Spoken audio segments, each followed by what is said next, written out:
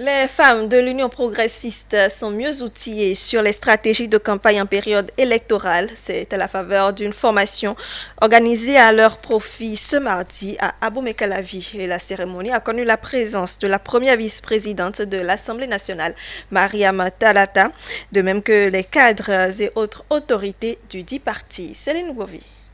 Il est temps vaillant peuple d'Afrique, il est temps militant progressiste.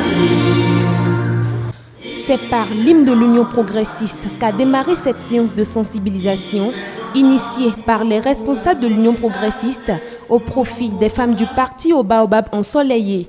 Pendant 24 heures, ces femmes UP sont appelées à être mieux outillées sur les stratégies de campagne pour une élection apaisée. Lesquelles stratégies qui sont énumérées ici par le point focal de la filière femmes.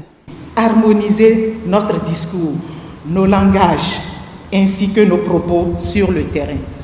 Ainsi, nous échangerons sur les formes d'organisation susceptibles d'être mises en place pour susciter une bonne participation des femmes au scrutin.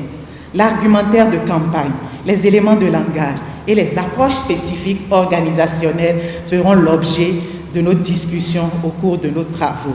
Convaincue de la bravoure et de la détermination de ses membres, la première vice-présidente de l'Assemblée nationale et colistière du duo Talon Talata, l'honorable Mariam Tchabi Talata Zimeyerima, les exhorte à un travail de concentration afin que les campagnes électorales se déroulent dans la quiétude. Ce sont toutes les femmes du Bénin qui sont rendues visibles. Ce sont toutes les femmes du Bénin qui sont appelées à l'exercice donc du pouvoir.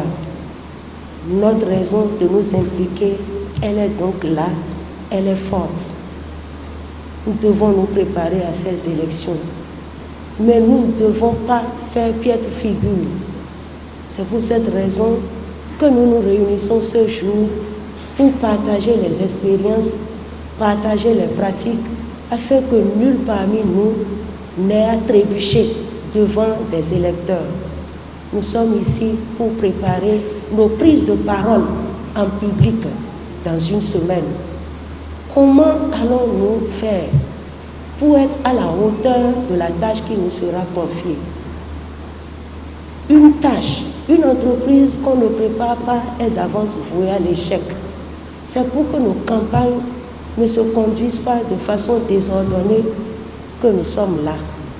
En tant que femmes, arriver sur le terrain, quel que soit le public que nous aurons en face de nous, comment devons-nous nous comporter? Par quoi commencer? Que dire? C'est de ça qu'il sera question. Par quoi conclure? C'est de ça qu'il sera question. Donc écoutez les échanges avec sérieux, écoutez les contributions des unes et des autres et faites en sorte qu'en partant d'ici, chacune, toutes les femmes soient outillées, qu'elles soient capables de dérouler de bout en bout une séance de campagne sans trébucher, sans avoir honte de se lever et de prendre la parole. Parce que nous en sommes capables. Nous ne pouvons pas être des maîtresses de ménage et ne pas être capables de tenir devant un public. J'ai foi en vous tous. À tour de rôle, les représentantes des bureaux politiques venues de part et d'autre ont procédé à une simulation de ce qui sera fait sur le terrain. La cérémonie a été également marquée par un spectacle de danse traditionnelle initié par les femmes.